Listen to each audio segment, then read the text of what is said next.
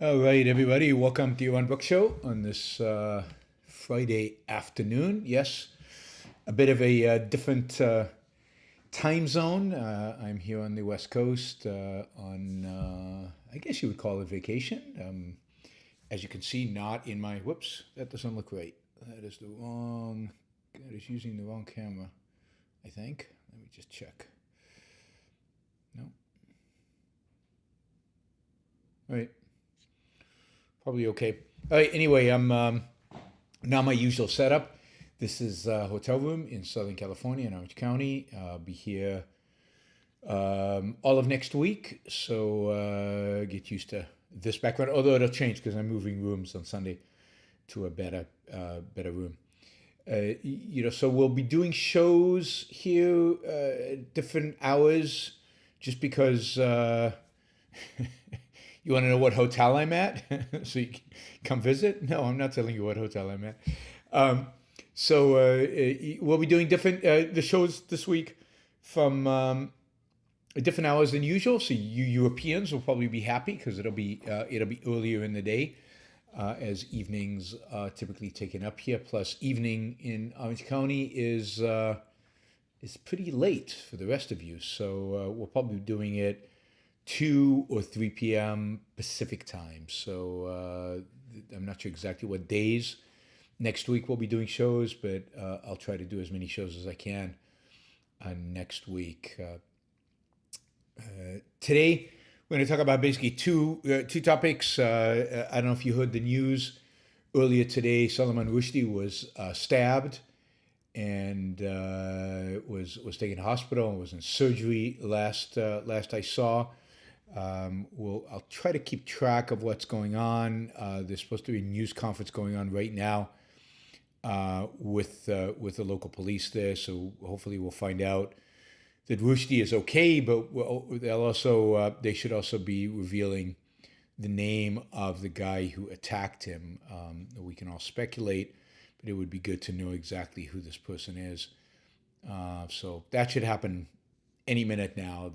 My expectation is they'll reveal the name of the attacker. So I'll try to keep track a little bit of what is going on in New York State, where this announcement is being made, and then we'll also talk about the raid on Mar-a-Lago, Trump's residence, the warrant for the search has been released, as has been released a list of, generalized list of what was taken from the residency. So we'll talk a little bit about that. We talked about it last time. I'll try to give you some updated thoughts on what is going on and what is going on about this. All right, let's see.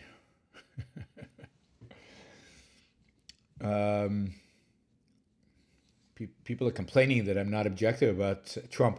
The problem is for all of you guys, is for some of you guys, not all of you, is that I am the one who's objective about Trump.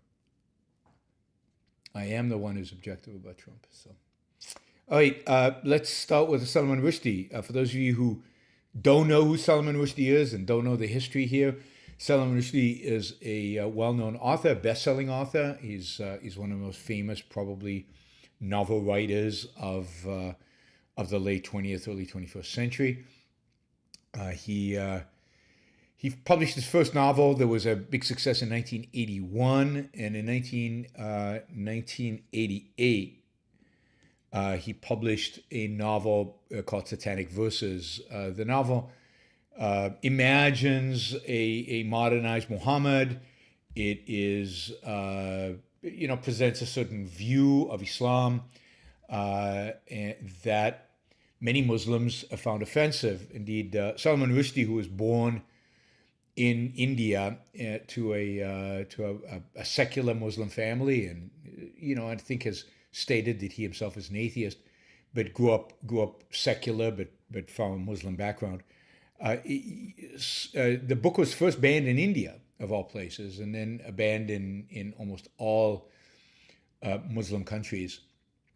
In 1989, the Ayatollah Khomeini, the supreme leader of Iran, issued a fatwa. Fatwa is a declaration of law, declaring, basically putting a price on the head of Solomon Rushdie, declaring it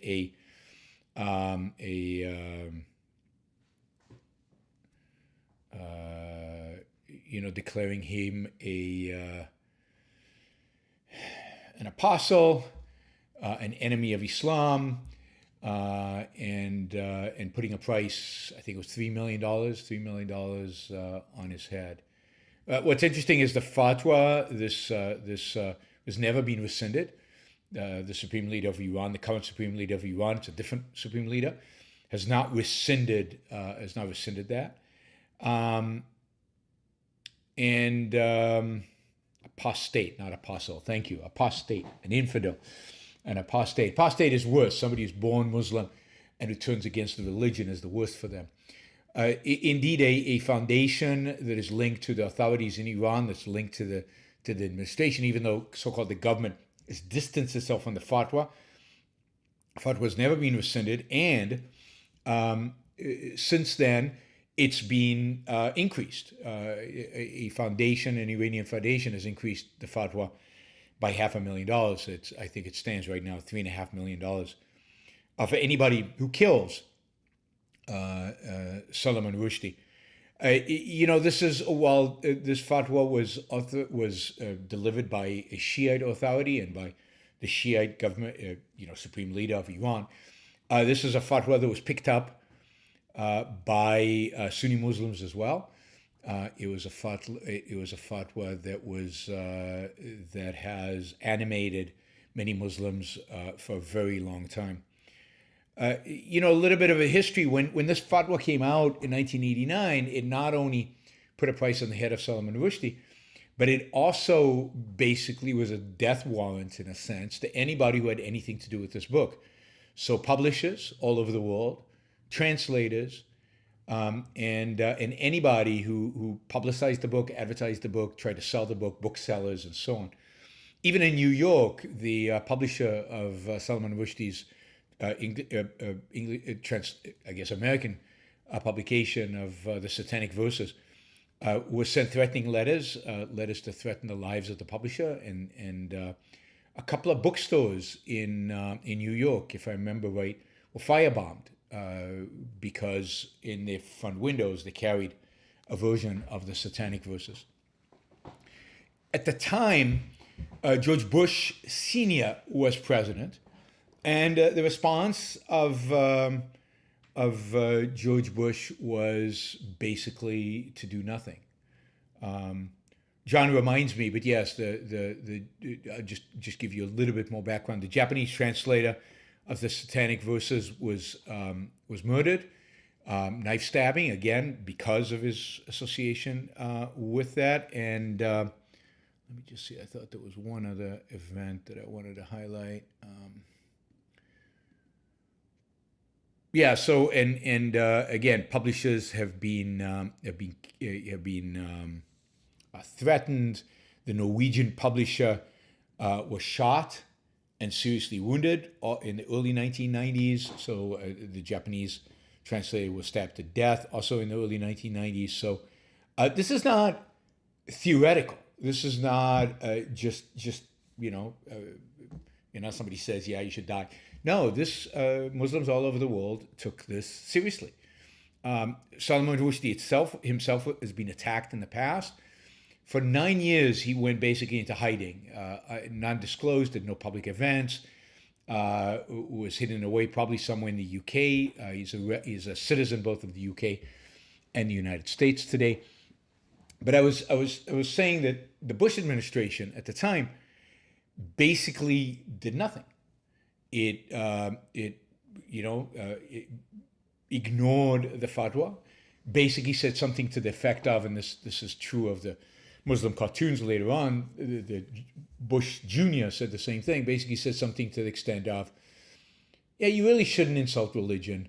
It really isn't a good thing. We protect free speech and we believe in free speech, but you really shouldn't do it. I mean, you really shouldn't offend religion. It's not nice, right?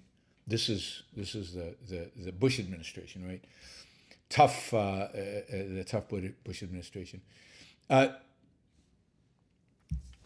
the time, the Ayn Rand Institute and Leonard Peikoff put out a full-page ad, I think in the New York Times, full-page ad denouncing the Bush administration, basically viewing this as viewing the attitude as a betrayal of the First Amendment. The First Amendment, I believe, demands of the government to protect us from threats against our speech, from violence against us. In a sense, by threatening the book publisher, the American book publisher, put aside at the time, I don't think Solomon Rushdie was an American citizen, but the book publisher certainly was, is basically an act of war by the Iranian government. The Iranian government threatened U.S. citizens. It threatened American citizens. And as such, that in and of itself was an act of war. The Leonard Peikoff at the time said that, the United States was cowardly and was defaulting on its responsibility to protect the First Amendment. Mark says the New York State Trooper just said the name of the stalker is Hadi Matar. Matar, very likely Muslim. It would be interesting if he's Iranian or just Muslim more broadly. I'd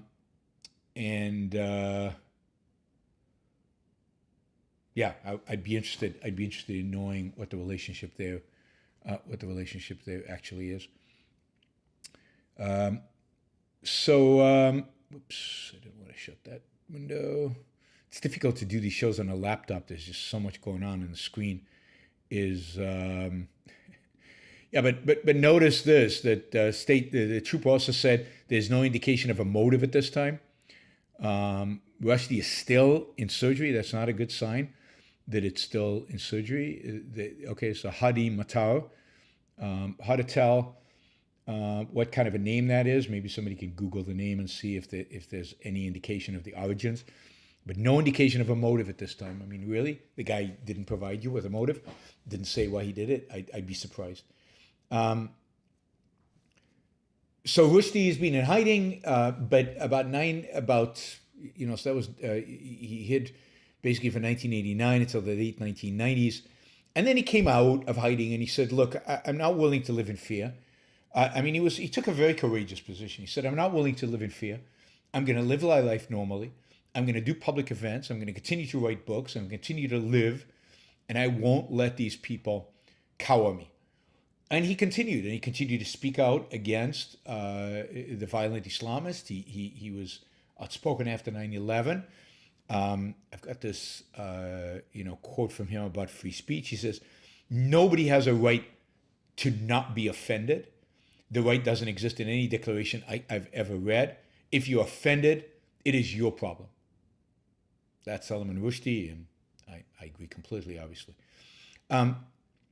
Rushdie has, in the early days, I think in the 2000s, particularly after 9/11, and particularly when the Danish cartoons came out and Charlie Hebdo was attacked, and there was a lot of violence against people who spoke up against Islam, Rushdie used to show up in public events with significant security.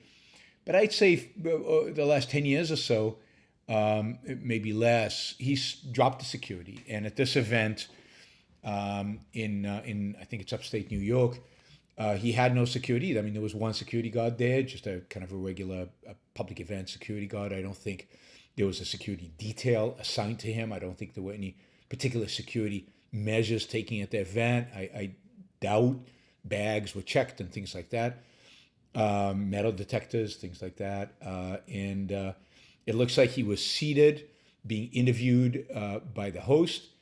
And this guy just jumped out. He had something over his face. I don't know why he was trying to hide his face, because he was going to get caught. But he jumped up from his seat, ran onto the stage before anybody could stop him, and just started stabbing at Rushdie. He got a number of stab wounds to the neck, which is pretty bad. Depending on how deep it went, and the assumption is he's lost a lot of blood. But he's been in surgery for a long time, so there must have been some real damage done there. Also to the chest. So it does, while he was alive, breathing, he had a pulse. When he was put on the helicopter and flown to the hospital, let's hope. All we can do, I guess, is hope that he will survive this and survive it whole without any permanent damage. But truly a horrific attack by what appears to be somebody fulfilling the fatwa, living up to the fatwa, and acting on it. This has been a real problem with Islamism for the last, since 1989.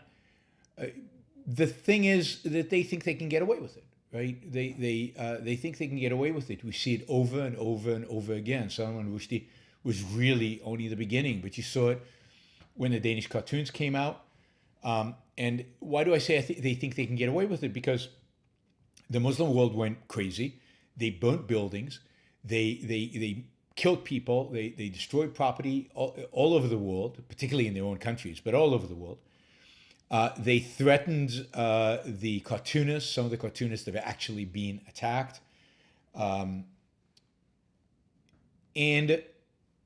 almost no American newspapers would show the Danish cartoons. And the Danish cartoons were condemned. Again, George Bush Jr. said you shouldn't offend religion. He wishes they hadn't done it. It really isn't appropriate. So in a sense, but violence is inappropriate and so on. So weak. Oh God, so weak, so pathetic, so ridiculous. And as a consequence, I think the Muslims continue to be, the Islamists continue to be emboldened. For years, the publisher of the Danish cartoon would travel with massive security, with significant security, to protect him. I think he's dropped in the last few years the security. Maybe now, with the stabbing of Salman Rushdie, he'll bring security back. But it really is. It's been horrific, and then of course. You got the in 2015, just not that long ago, you got the murder of the cartoonists in Charlie Hebdo again, because they dared to draw cartoons of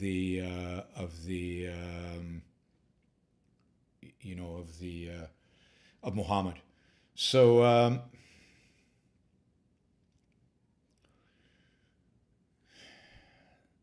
What has the West done as a response? Nothing. Coward, right?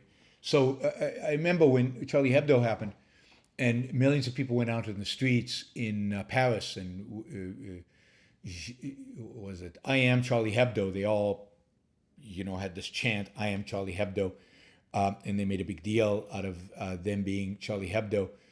How many of them published the cartoons on their Twitter and their Facebook pages? Almost nobody. How many American magazines and newspapers that put out Je suis Charlie Hebdo, how many of them published the cartoons that got the cartoonist and Charlie Hebdo murdered? None of them. How many actually supported the right to offend Muslims? Almost nobody. And if any Western governments come out forcefully in protecting our right to offend Islam? No. So we basically send a message to the Muslim world that we will be coward, that their religion is beyond criticism, that we are willing to let them rampage, let them kill, let them murder, let them threaten, let them firebomb, let them jump on stages and stab people. And yeah, we'll punish the perpetrator, the direct perpetrator, the immediate perpetrator, but we're not going to inflict any significant cost. We're not going to blame any beyond the particular specific individual. We're not going to defend ourselves against states that promote this kind of terrorism, states that promote this kind of barbarism, states that actually encourage it by giving rewards to people who are engaged in this violence. In other words, the United States, as leader of the West and the rest of the Western world, has encouraged the perpetuation of this idea that offending Muslims is wrong, that offending Islam is punishable, and that it's okay, or at least not okay, but at least we're not going to get too upset with Muslims who try to, raise up arms to so-called defend their prophet.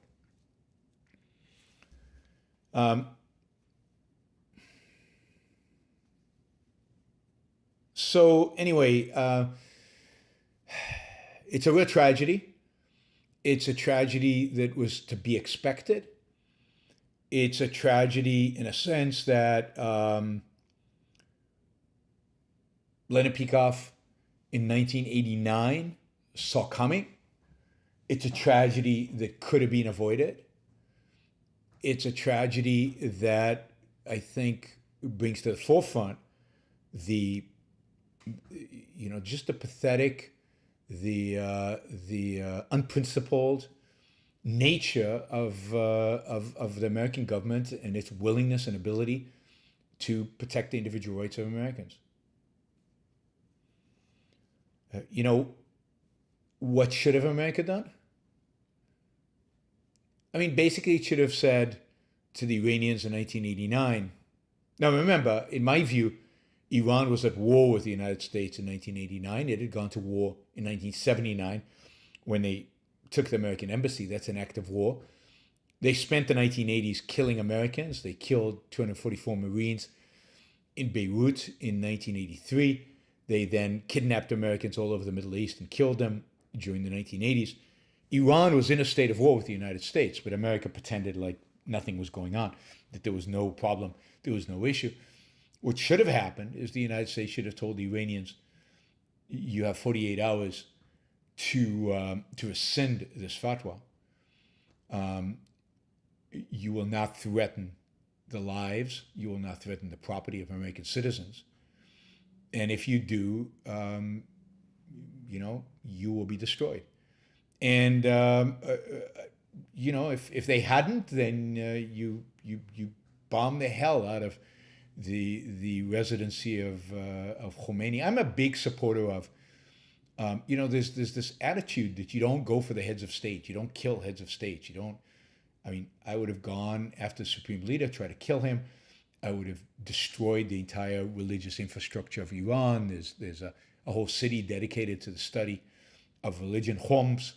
In Iran, they could have destroyed that city. They could have destroyed every government building in Iran, particularly in 1989. Iran was particularly weak. There's very little they could have done about it. But instead, we did nothing. And I think today's event is a direct consequence of that. And it's sad because not only is it sad because Solomon Rushdie has been attacked and might be killed. And my general assessment of Rushdie is he's basically a good guy and certainly doesn't deserve this, and whose rights should have been protected. But more than that, it emboldens Islamic terrorism. Maybe it's been relatively quiet the last few years, but the Charlie Hebdo is not that long ago. It was 2015, so it's only 7 years ago. You could see other events like that. You could see an event like this, the stabbing of Rushdie, emboldening more people, more nuts, Islamists, Islamic fanatics to do this, to become more violent and to engage in more violence. The terrorist infrastructure has not gone away. There are plenty of them out there. Somebody here says on the chat that the perpetrator is a Shiite Lebanese, which would not be surprising. Remember that Shiite Lebanese are the allies of the Iranians. The Iranians are big funders of Shiite Islam in Lebanon. They are supporters of Hezbollah. Hezbollah is the Shiite terrorist group that is based in Lebanon. Hezbollah is the terrorist group that actually with Iranian support, funding, training, and everything else. They're the ones who executed the attack on the Marines barracks in Beirut in 1983 that killed, I think it was the 244 Marines. I think that's the right number. So, when we say it's not surprising that it would be somebody from Lebanon, it'd be interesting to see if he has links to Hezbollah. It would be interesting to see if there's kind of a chain of command, if this is something that got approved from above, or just an individual just lashing out. Well, I mean, an individual lashing out with dangling $3.5 million for his family, probably dangled out there by the Iranian regime. So, truly just just horrific, and tragic and sad. Just sad that this can still happen. Sad that it's not surprising that it happened. Sad that this will not change anything. What will change? You know what the conclusion of this will be. What's the conclusion going to be? What are they going to say? What is the vast majority, pretty much everybody, is going to say is a lesson from the stabbing? What's the lesson? We shouldn't tolerate the Islamists. We shouldn't tolerate Iran. We shouldn't tolerate threats. What is the lesson? I mean, the lesson, I think it's obvious that the lesson that will be drawn from this is we need more security. We need more security. We're not going to do anything about the people who actually are responsible for this. We're not going to do anything about the people behind this. We need more security. It's Solomon Rushdie's fault because he stopped taking security to talks. He should have been surrounded by 5 people. And it's our fault for not providing him with the right kind of security. Right? We'll blame ourselves. And of course, people will still say, he really shouldn't have written that satanic verses, and maybe should have stayed quiet since then. When he was hiding, he was quiet, and maybe things were safer then, and just, yeah. But more security and less offending Islam. That's what the lessons learned from this, and that is truly horrific. It'll be really interesting to see if Rushdie dies. And I hope he doesn't, but if he dies, it'll be interesting to see, one, what is the American government's response going to be to the paying of the $3.5 million fatwa? What will we do when that money's actually paid? Would we then place the responsibility with the entity that's paying the money as a hit, right? They're paying for a hit. And second, what will they do if a Hezbollah connection or any kind of connection to Iranian intelligence or any kind of connection to Iran or to the Hezbollah is found? Yeah.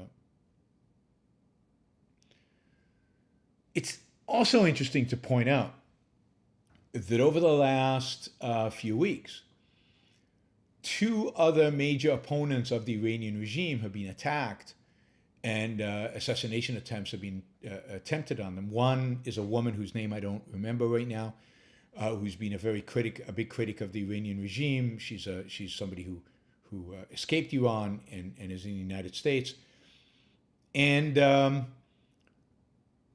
she survived an attack, an attempted assassination on her. And then the other one is somebody you guys all know, and many of you hate because Donald Trump doesn't like him, and that is John Bolton. I don't know if you read this story, but John Bolton, about a week ago, the FBI announced that they had arrested an Iranian supposedly linked to the Iranian security services, arrested him for an attempt to assassinate John Bolton. So is this a new attempt by the Iranians? Is the Salman Rushdie part of this? Is there a push by the Iranians right now to stir things up in the United States, to get rid of their opponents? Right? I think he was going to, that's right, was he going to assassinate Mike Pompeo as well? Certainly John Bolton he was going to assassinate. And Bolton's, of course, a huge critic of Iran, has been very good on Iran over the years. John Bolton, one of the better foreign policy thinkers since 9/11. And there you go, right? A woman critical of Iran, John Bolton, and now Solomon Rushdie. There really seems to be a pattern here coming out of Iran. Is Iran ready to be significantly more aggressive? Is Iran ready to take on the United States in a more meaningful sense? This is the same time that Iran supposedly is negotiating some kind of treaty with the United States to lift the sanctions, and to rescind their nuclear program. Is this going to change, you think, the Biden administration's approach to the Iranians? Is this going to cause them to be more cautious in negotiating with them? Is this going to cause them to walk away from the negotiating table? I think I'd put money on the fact that no, that's not the case.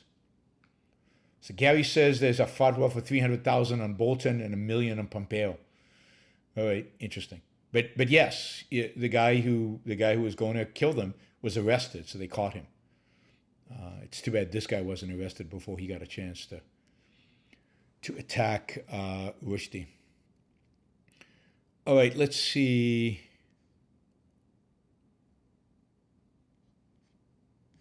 I'm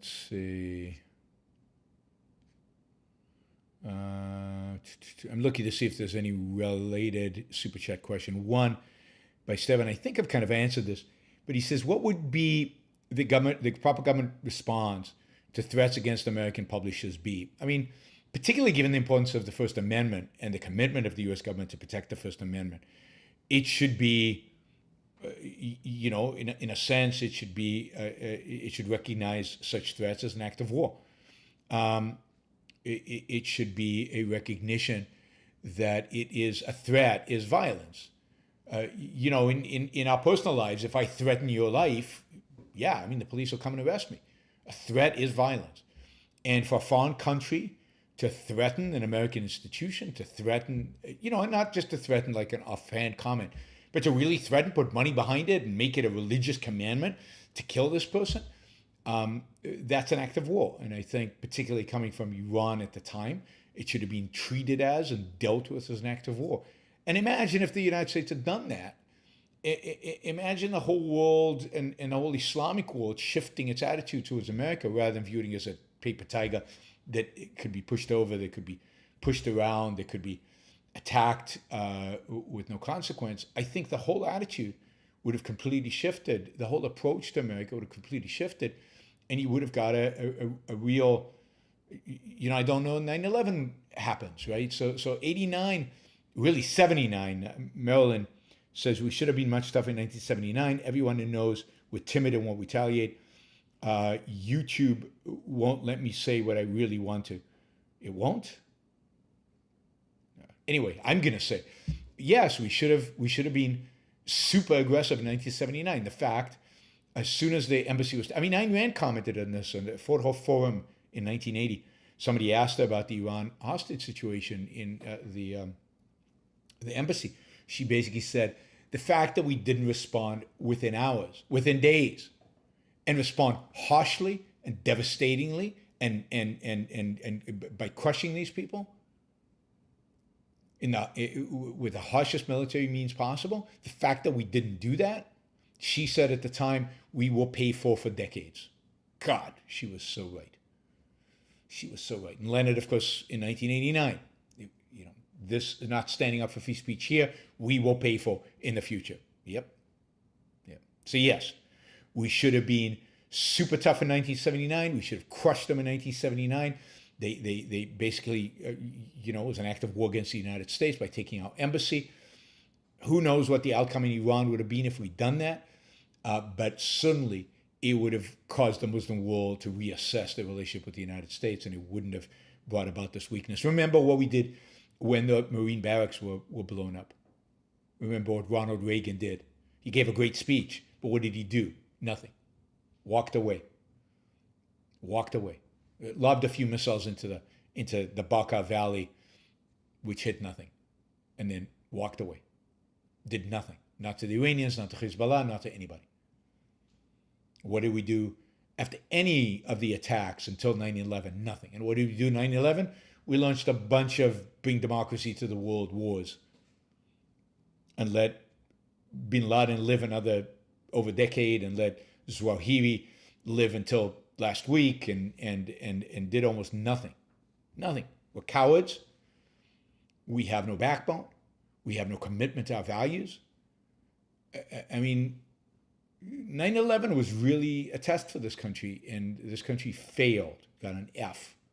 1989, it failed. 79, it failed. But you thought maybe with Ronald Reagan, got a little bit of the mojo back, and the United States was back and strong, and George Bush was the cowboy, and that there would be some response, or even if there wasn't a response, that there would be some anger at the lack of response, that the government, that the American citizens would be furious at the American government,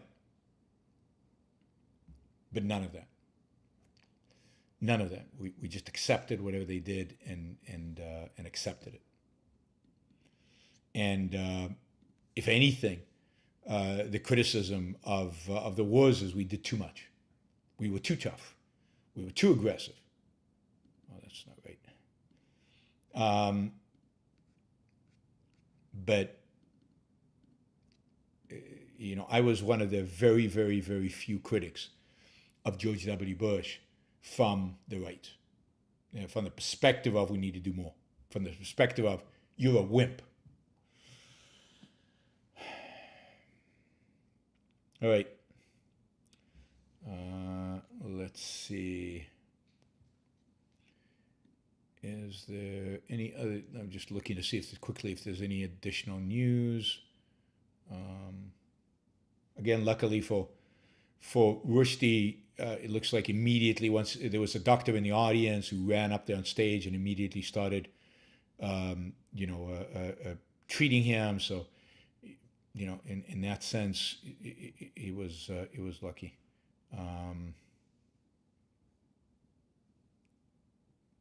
Yep.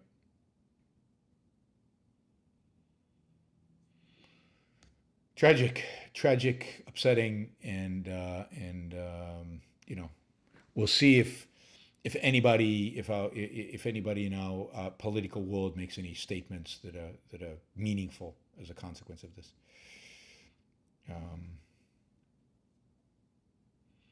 Z-Racer says that he is serious but survivable condition. That's good. I mean, you know, he's going to get the best medical care in the world. That's what you get in the United States, right? All right. All right. Just a few quick reminders. Like the show before you leave. That would be great. So there's that like button. It doesn't cost you anything. It's pretty easy to do, and it really helps the show with the algorithms. YouTube, as you know, suppresses shows like mine. It doesn't elevate them, particularly on a topic like this, particularly when I say we should have bombed them into oblivion or something like that. It's not exactly, it's probably keywording those words and is going to suppress it. The way you can help overcome YouTube's suppressive algorithm is by liking the show, by commenting, by participating in the chat. The more activity, the more interest the algorithm sees that people have in this. And being respectful in the chat and being nice. I think if you get nasty in the chat, the algorithm punishes me.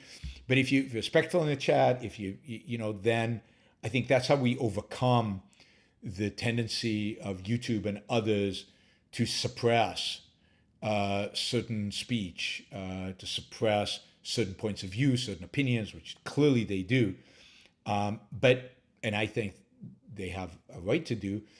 I don't like it, even though they have a right to do it. We can overcome it. One of the ways we can overcome it by, again, showing support by interacting, engaging, interacting. Super chat, and super chat again is another great way.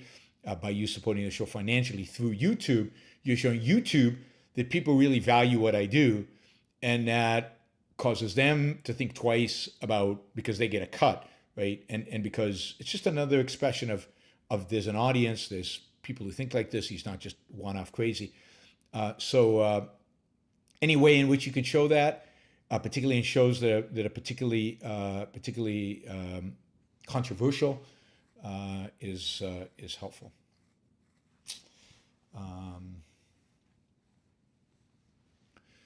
All right. So yes, like the show. We got 132 people watching live right now, 85 likes. There should be at least 100 likes. So just do it before you leave, but there should be at least 100 likes. I have a feeling most of you like the show so far. Maybe now that I talk about Trump, you'll press the dislike button, but on this topic, hopefully, everybody's united. Let's see. All right, Jonathan Gendler says this should be cause Bailey to take. Let me just one second. Let me just do it this other way. Where is that question? There we go. This should be cause Bailey to take out Iran's nuclear program and send their navy to the bottom of the sea. Yeah, I mean, as if we need that. We've had it over and over and over again. I mean, Trump took a small little action by taking out the one general, really nasty general.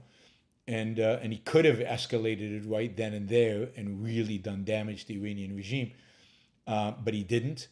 As far as I can tell, and I don't have classified information, but as far as I can tell, the Israelis have been ready, willing, planned, on the verge of taking out the Iranian nuclear program under Bush, under Obama, and under Trump. And in all three cases, the American administrations told them to stand down and that they would not support it. Israel can't really do it without at least tacit support from the United States, because to a large extent, the United States controls the airspace between Israel and Iran. Israel would have to fly over that space undetected by the Iranians. I mean, there's a possibility they could fly from airfields outside of Israel. There were rumors at one point that Israel would attack the Iranian installations, nuclear installation from Azerbaijan, which I find hard to believe, given that Azerbaijan was, puts itself at risk of being invaded by Iran. It's a relatively weak country compared to the size of Iran. It's a relatively small country, but fact is that there were rumors that Azerbaijan was willing to let the Israelis use the airfield to attack Iran. That would be a huge advantage the Israelis would have. But all the American administrations said, no, can't do it, and stopped it, including, as far as I can tell, Trump. All right, Thomas Schubannum again on this topic. One second, let me just see. I answered that one. All right, let's do this. Start. I'm not defending this position, but I think the Reagan administration argued that the war with Iran would be a distraction from the Soviet threat, and that it would also aid what they believed were our allies in Afghanistan. Yes, that's what they argued. But looking back, I mean, that's completely wrong. It turned out that we suffered a lot more casualties in the hands of our so-called allies in Afghanistan, and we suffered a lot more damage in the hands of the Iranians and their allies in Lebanon and elsewhere around the world than we did from the Soviet Union. The Soviet Union kind of collapsed on itself, partially because it couldn't compete with the military build-up, partially because there was pressure from within because the United States. I mean, the one great thing Reagan did was he called. He took a moral stand against the Soviet Union, against communism. That's his great. That's the best thing that he did. So he called them an evil empire, and he stood up and demanded the wall come down, and he defined them as the bad guys, and that inspired, I think, a lot of the uprising, a lot of the collapse of communism in the Soviet Union. But he failed completely when it came to Islam. He failed completely when it came to Iran. If you remember, he even had the Arms for Hostages program, where there was some kind of deal where the Iranians released the hostages and their arms were sent somewhere. And I mean, not good. Not good. You don't negotiate with terrorists. You don't deal with terrorists. You destroy them.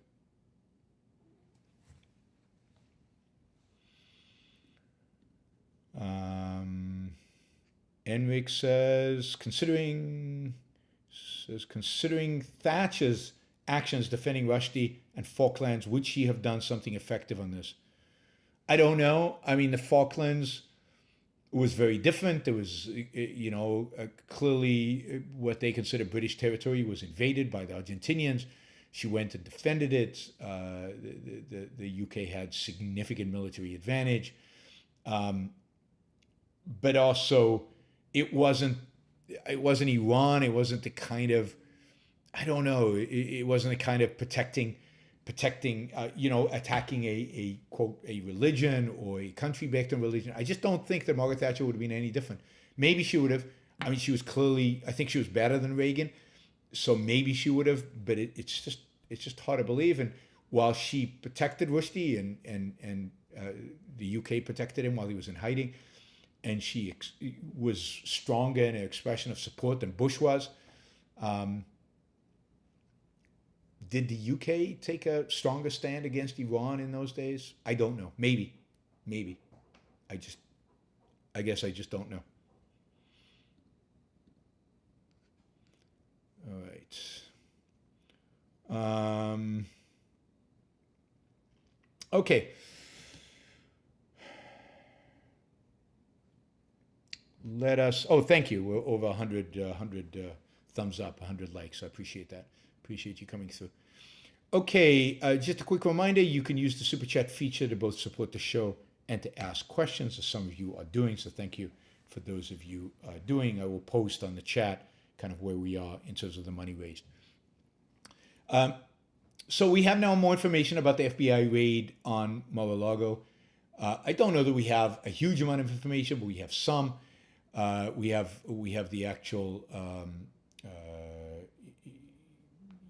the actual document that specifies why they're going in, the warrant, and we have a list of the materials that were recovered in the home in Mar-a-Lago. It's hard to tell at this point, again, how serious any of this is, what the nature of these documents really is, how bad the situation is. It also, I think, is yet to be determined to what extent the Biden administration went to try to get these documents before the raid, although it looks like they met with Trump people, they went to the villa, they took a bunch of stuff, they subpoenaed them, they tried to get all these documents on several occasions and did not get them, did not get the full support. And there are indications, again, we don't really know, that somebody close to the president instructed the FBI that there were still boxes of top secret materials in the home being stored inappropriately. Well, the fact that they were where they were was inappropriate, and actually disclosed the exact whereabouts of these documents, so that the FBI knew exactly where to search. Now, again, I don't know if any of that is true, but it's certainly that is certainly the story coming out right now. I haven't seen Trump denying any of the idea that there were top secret documents there, although he is insinuating that maybe some of these documents were planted by the FBI, that this is part of a big conspiracy to discredit him before the election, so that they are planting material. I think a lot of people believe that. I think a lot of people are primed to believe that.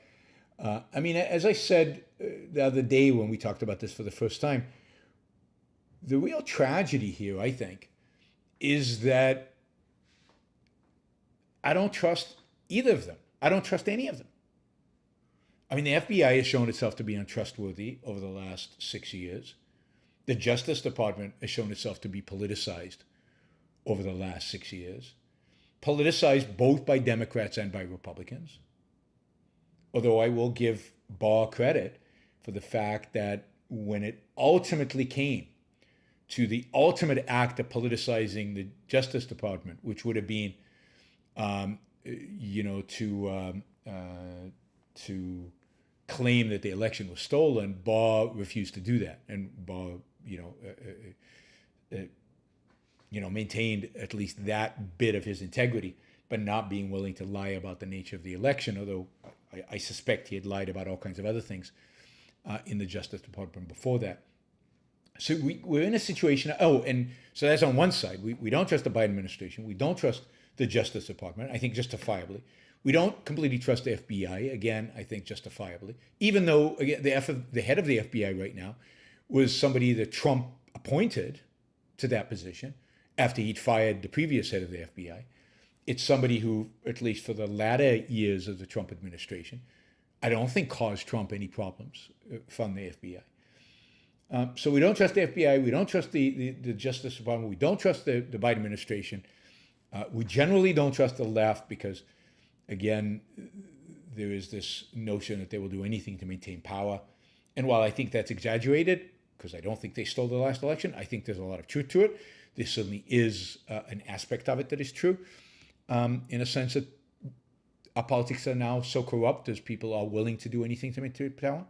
But of course, the flip side is also true. I don't trust anything Trump says.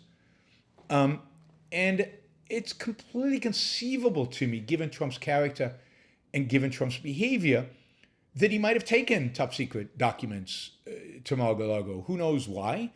Partially for his own ego.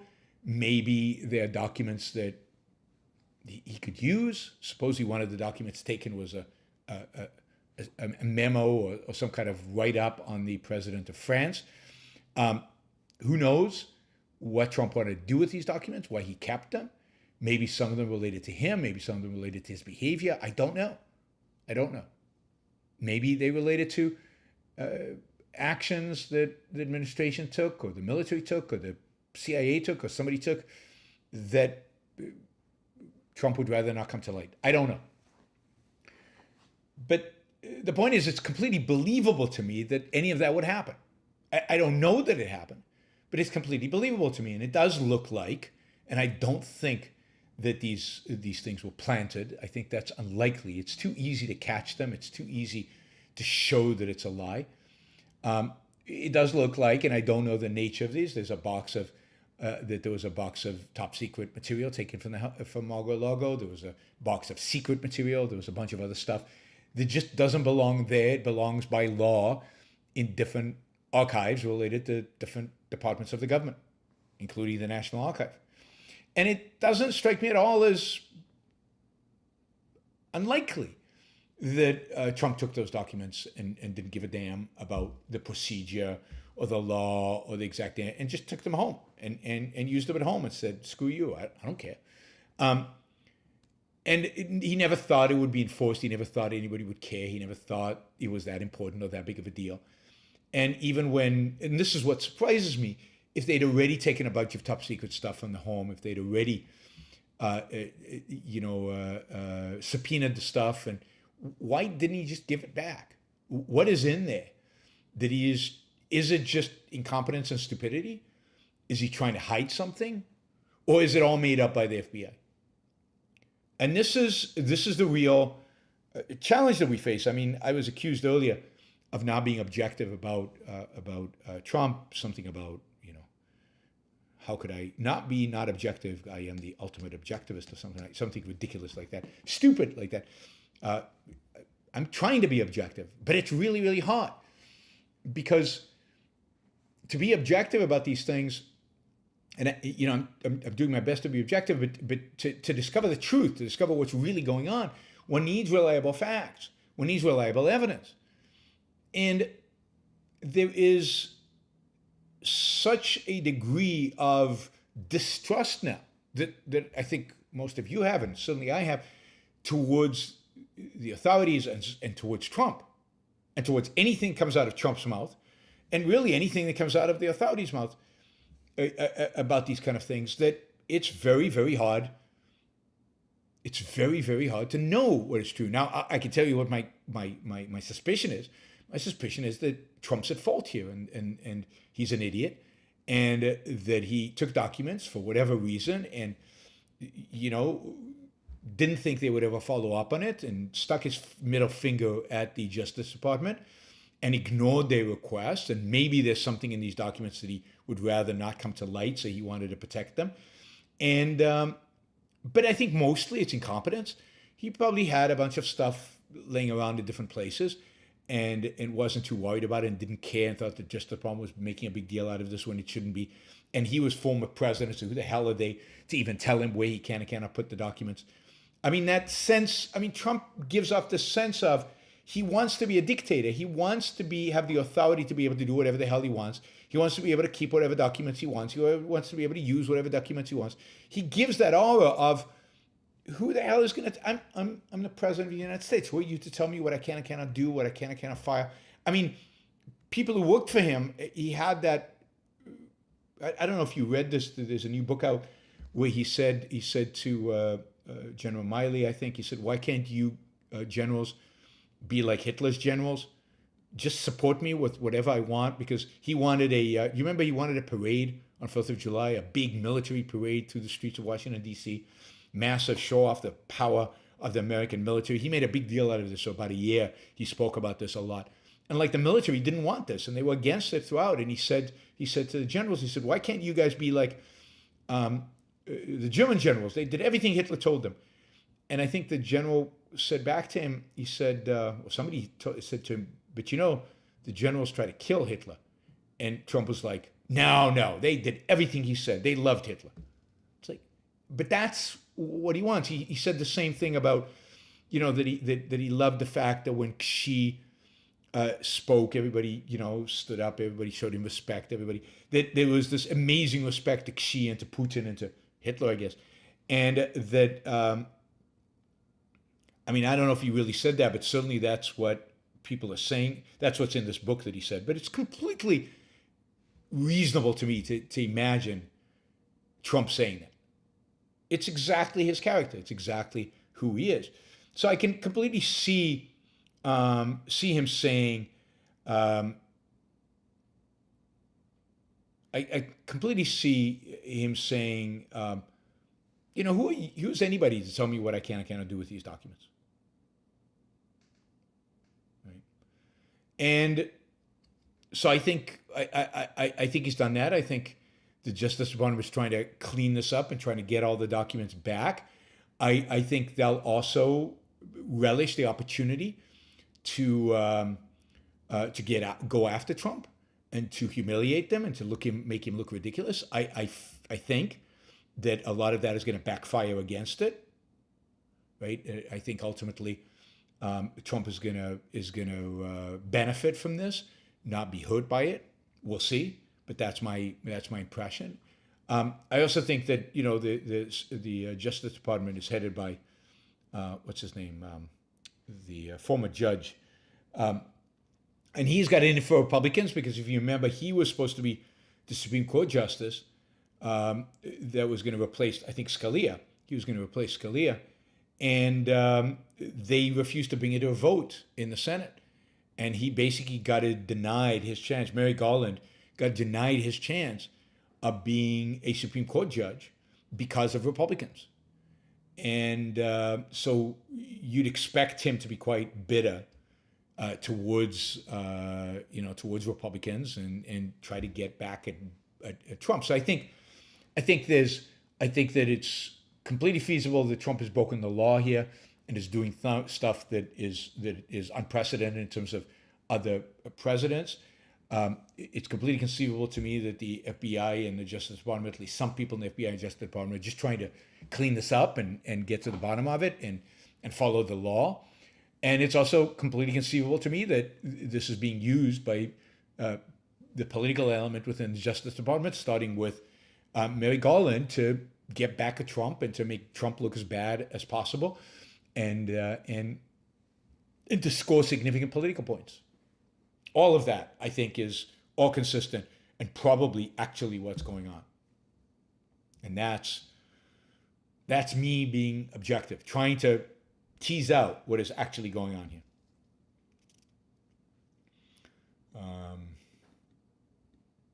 Now, sadly, I think this is going to help Trump, particularly in the Republican primaries. I'm not sure if this will help him win a general election. I'm not sure he can win a general election, but I do think it'll help him among Republicans. And that's a tragedy because I think there are much better candidates out there than Trump who can win a general election and who can beat Biden.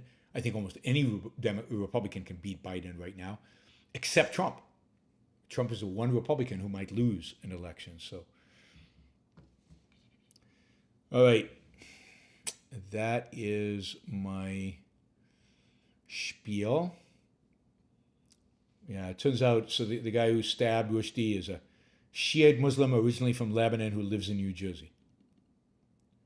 All right.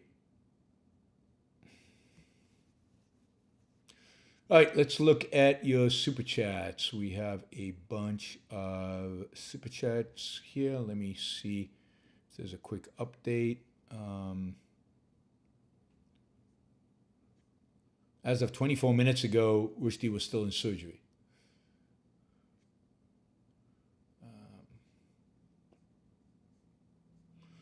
Okay. Let's see.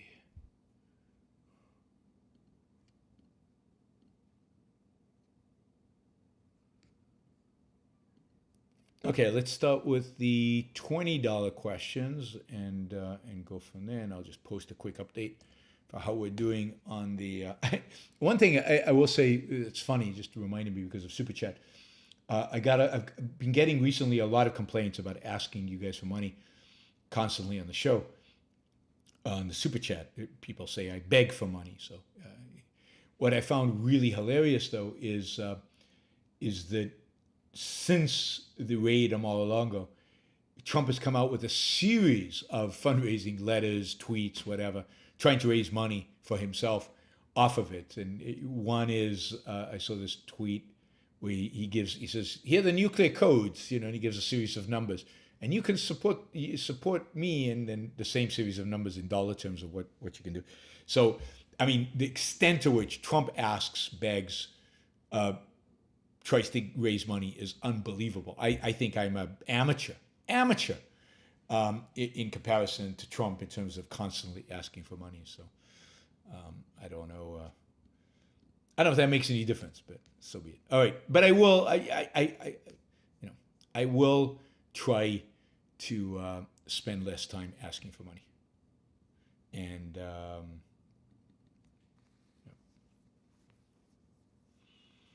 Yeah, we'll talk, Valdrin, we'll talk a lot about the midterm elections as we get closer. But I think right now it's good odds that the Democrats add Senate seats. The Democrats lose the House, but actually increase their majority in the Senate. And there's one person I have to blame for that, and that is Donald Trump. I think the candidates he's endorsed, who have won because of his endorsement, many of them are going to lose. They can win a Republican primary, but they can't win a general election. And because of that, there's a really good chance that Republicans lose the Senate for the second time in a row because of Trump.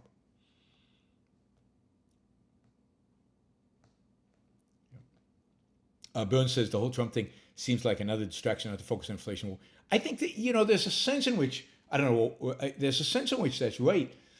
There's a sense in which the culture, there's a real resistance to focusing on the shitty economy and what's going on in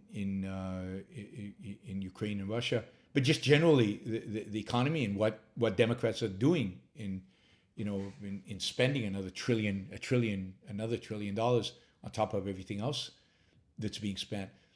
But what's interesting is that that's true of my audience as well. I said this last time. I just find this fascinating that the shows that I did on the Inflation Reduction Act, which is absurd and ridiculous, and the shows that I've done on ESG, and the shows that I've done on I don't know, this land acknowledgement, woke nonsense, people don't seem to care that much about that.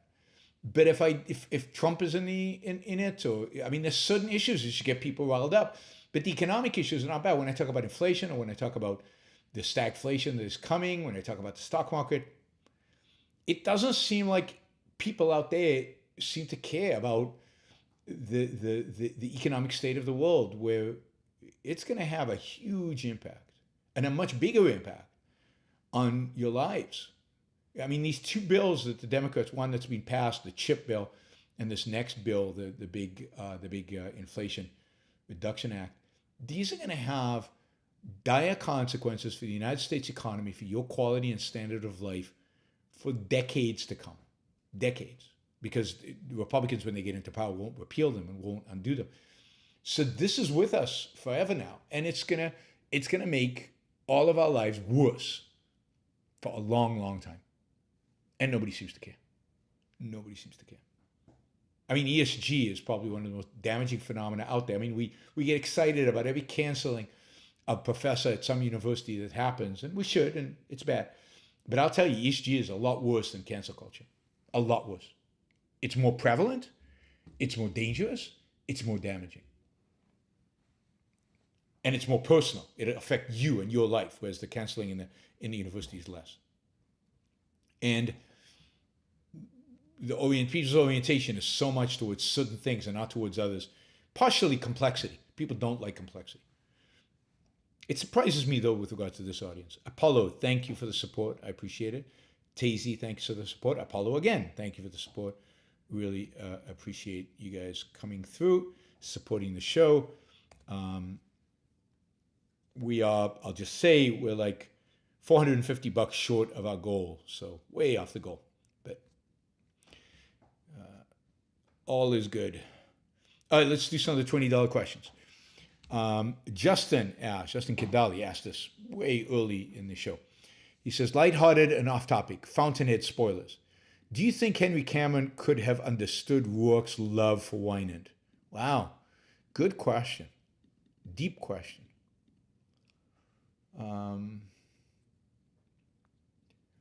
I don't think so.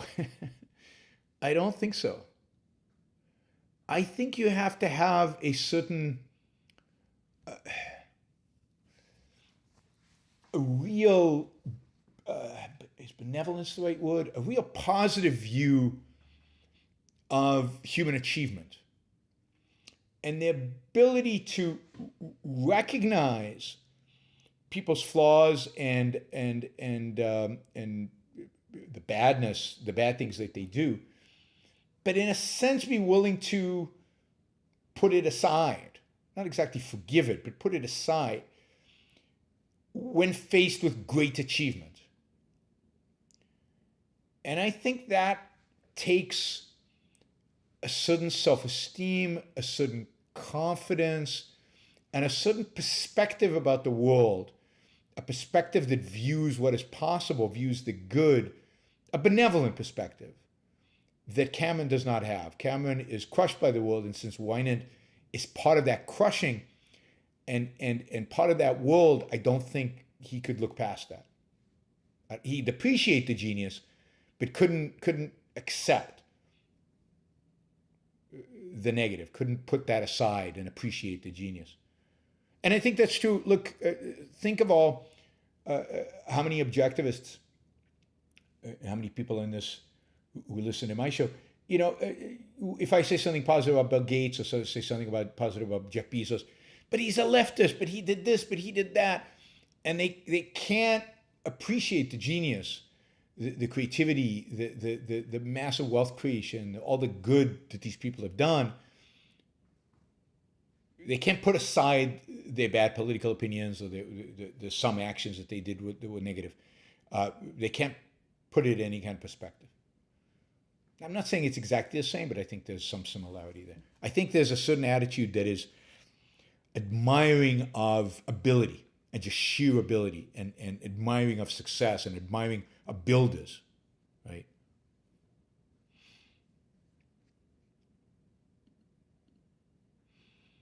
All right. Liam says, you give these talks about optimism at Ocon, but listening to your shows, I don't think you're actually optimistic. Seems like if you were a betting man, you'd bet on us becoming an authoritarian state in 10 years. Yeah, I mean, I do have a conflicted nature in a sense. I am generally a positive person and try to live my life with the assumption of positivity, that is, with the idea that the world will be a better place in the future and more opportunities and better things are going to happen. And I definitely have that as my kind of modus operandi. That's underlies everything, is a general sense of positivity about the future. But if I actually analyze the politics and the economics of where we are today, I have to be pessimistic about the politics. I just don't see how how you cannot be. Would I be shocked if we became authoritarian in 10 years? No. It might take longer than that, but it's definitely the direction we're heading. And it's so I'm very pessimistic, or I think it's very realistic and objective about where we're heading politically. I just don't see how we get out of it. I don't see the exit strategy. I mean, the only thing I think that can get us out of this is a Reagan-esque like Republican somehow winning the nomination. I think a Reagan-esque would win the general election, winning the general election, and then not governing based on the way he ran, because to run you have to govern from negativity and from from authoritarianism, but actually. Oh, Troy, thank you. Wow. 500 Australian dollars. Thank you, Troy. Really, really, really appreciate that. So then, who then governs from a kind of more free market, from a more positive, from a more American perspective? But to be elected, he can't get elected on that, so he'd have to switch his tone. And I really think that's the only way we can avoid the authoritarianism. We're not going to be saved by the left. The left won't save us. They're just tilling the soil for authoritarianism from the right. I mean, you could view this in a sense as this the thing with the raid on Mar-a-Lago is again a way to support Trump in a crazy kind of sense. So they're just preparing the soil. They're just preparing the world for authoritarianism from the right. And so we can only be saved from the right. And that's, again, if you to try to understand why I'm so anti-Trump, you have to understand that I think that the only way to be saved is from the right. And yet, if the right is Trump, then there is no hope to be saved. So, and if the stronger Trump becomes, the more dominant he becomes on the right, the less chances are there to be saved. So I am pessimistic, but then on the other hand, I'm optimistic. And this is the key, that I'm optimistic about the growth of objectivism. I'm optimistic about the pathetic nature of our enemy. I'm optimistic about our ability to continue growing even when the United States become authoritarian. I'm optimistic about the fact that we will ultimately take over and win. Thank you, anonymous user. Thank you, Marilyn. Thank you, Apollo Tessie. Teasy. So, and I'm positive about your ability in your life to still, in spite of the authoritarian nature, because I think the economic collapse will be slower and take a longer time. So there's still a lot of energy and a lot of economic wealth that you can still make a lot out of your own life. So I'm positive in terms of your life, and I'm positive in terms of your ability to make something of your life, and I'm positive about about our ability to overcome the authoritarianism that's coming, and that it won't kill us, it won't stifle us, it won't. I mean, it might stifle and kill and silence certain individuals, but it won't the movement, it won't the general thrust. I don't intend to be silent. Stephen Porter asked, what did you do your dissertation on? And any finance stuff we may enjoy learning. Well, I'm sure there's a ton of finance. I mean, there's a ton of finance stuff you'd enjoy learning. I mean, I encourage you to take my Defense of Financial Markets course that's, I think, on Ayn Rand campus. I think it's a really good course, and there's a lot of really interesting stuff about finance there, particularly finance from the 80s and 90s, because I did the course in I think that particular one at the end of the 90s or the early 2000s. But there's a ton of interesting things in finance. Finance is a really interesting field that, for the most part, deals with reality. So deals with, from an academic perspective, actually studies reality for the most part, not always. So there's real knowledge there. What did I do my dissertation on? I did my dissertation on, God. I mean, it's all kinds of things related to this, but my my main part of dissertation, a paper that was published in a journal of Financial and Quantitative Analysis, which is one of the top 3 finance journals, was on the impact of changing board of director liability regimes on firm value. So in other words, does it matter to shareholders? Does it matter to the value of the firm what the liabilities laws as they apply to directors are? And the answer is yes, but not to all firms. Like firms that tend to be more likely to get in financial trouble in the future, when you make liability laws more stringent, in other words, it's more difficult to get good directors, those companies suffer. So it used something called an event study. And I can't remember what the second paper I did, which was also published in an academic journal. I can't remember what the second paper was about, but it also, I did most of my work in academia, research work, was focused on governance, and this is why I know a lot about boards of directors, on the structure of board of directors, the implications of legal regimes on the board of directors, and the implications of the structure of the board of directors and the legal regimes on shareholder value. So it doesn't matter who's on the board of directors. Does it matter in terms of money, in terms of value creation? Does it matter in terms of the stock market, how valuable the stock is? And the answer is ultimately yes, it does matter. But it primarily matters with companies that are in decline or companies just starting out. If you're solid, stable, generating good earnings and pretty predictable, then it doesn't matter. But anything at the kind of extremes, it matters a lot. And it makes sense. Ryan asks, thank you, Ryan. Hi, Ron. I can't stay. Summer is a busy time. Keep up the great work. Okay, thanks, Ryan. Themaster asks, if you put things aside like Rourke did with Winand, won't it always come back and bite you at some point? Well, I mean, at some point, to some extent, and at some point, it can certainly come back and bite you. And I was used to thank you, Steve S. Thank you. But look, Winand betrays Rourke in the end, but it's not like if Rourke hadn't had a friendship with him, he wouldn't have betrayed him. Like Winand was going to do what Winand was going to do. And at least in the novel, Rourke is disappointed in Winand and recognizes, what a fateful mistake Winand is making. But he still builds his building for him, right? At the end of the book, he's still willing to build a building that honors Winand in a sense. He's still willing to focus on that achievement.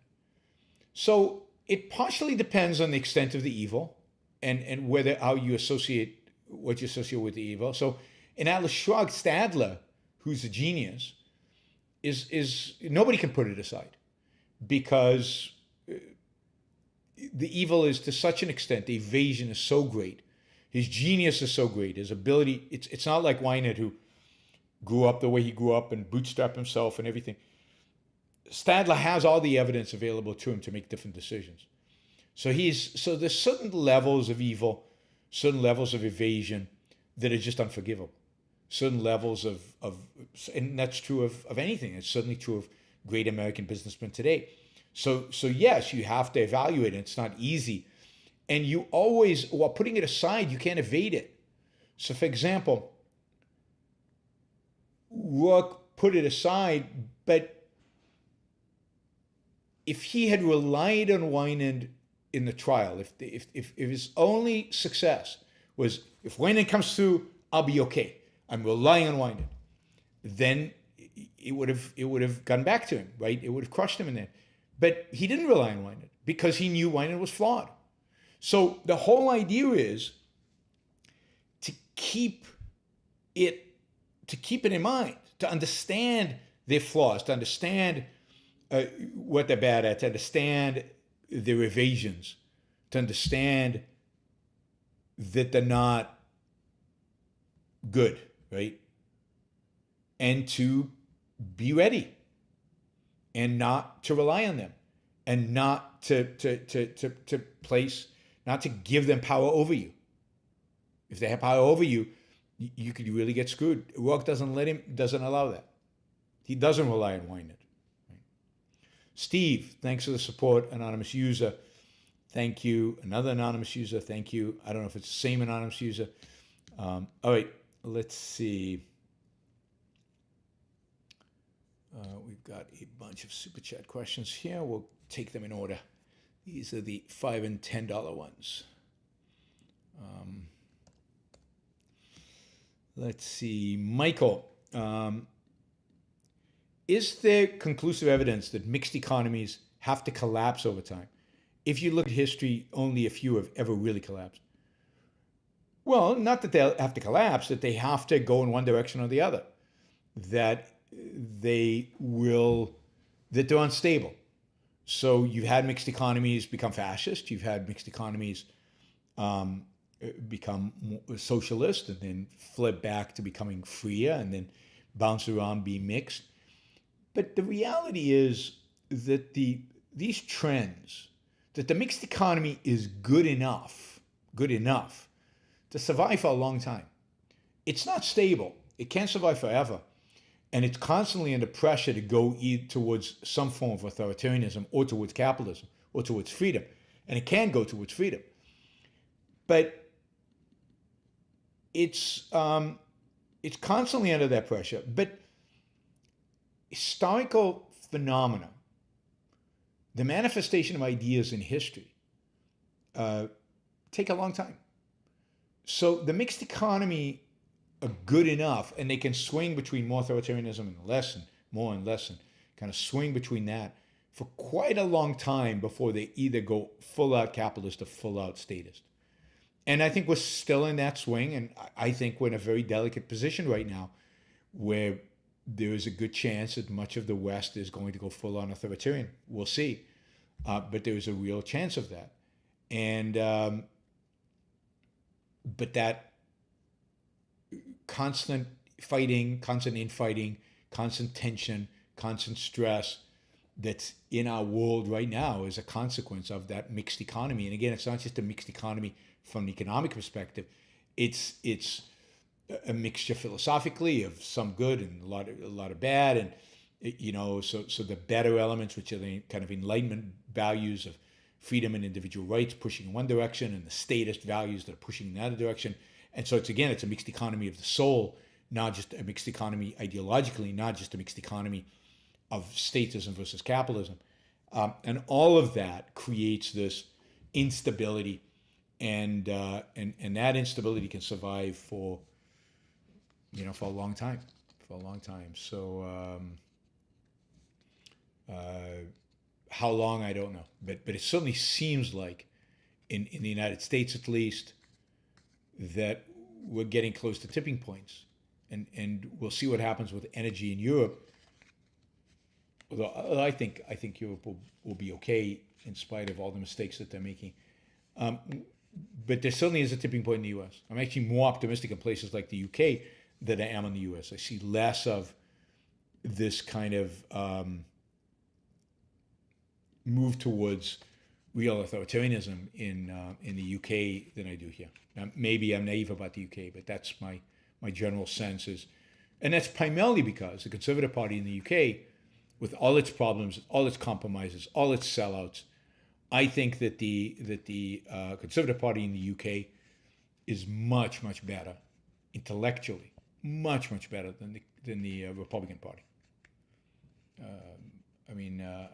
You listen to their debates, you listen to their candidates, they're more intelligent, they're more knowledgeable, they're more connected to reality, and they're more ideological.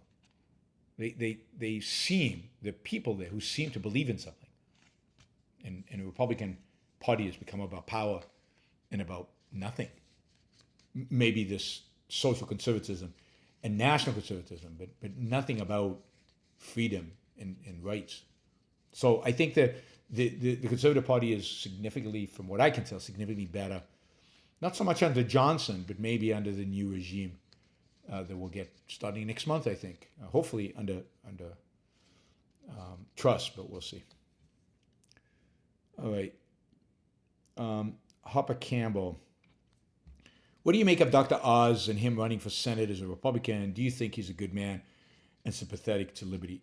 No, I don't think so. He strikes me as an opportunist who likes a lot of attention.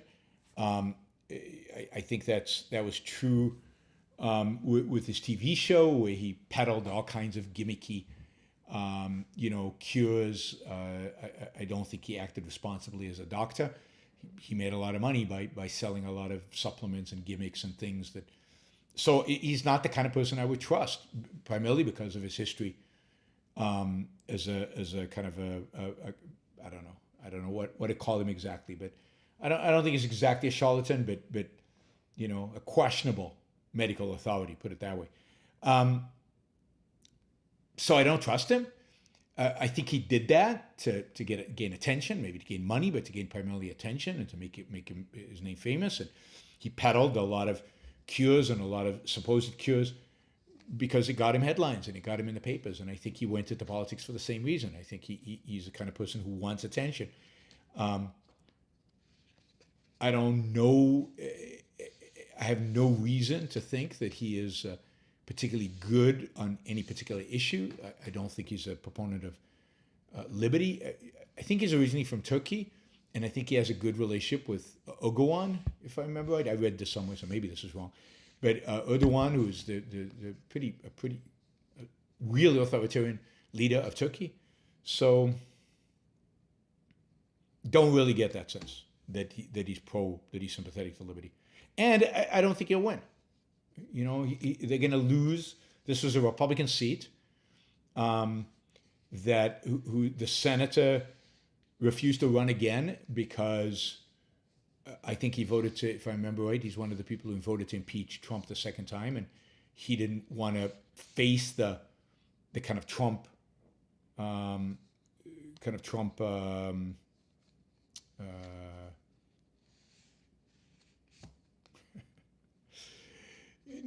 nobody to face anything. Didn't want to face kind of the Trump phenomenon, the Republican Party. Toomey, I think his name is. So he was pretty good, and he's leaving, and he should have run again and won, and he's not running again because of Trump. And this is the sense in which I'm saying that Trump would lose the Senate for the Republicans again. This is on topic. Horrible question. All right, the UK has less chance of becoming authoritarian, but the demographics are messier. Nobody defends liberty when white population is replaced. That is so stupid and so wrong. Was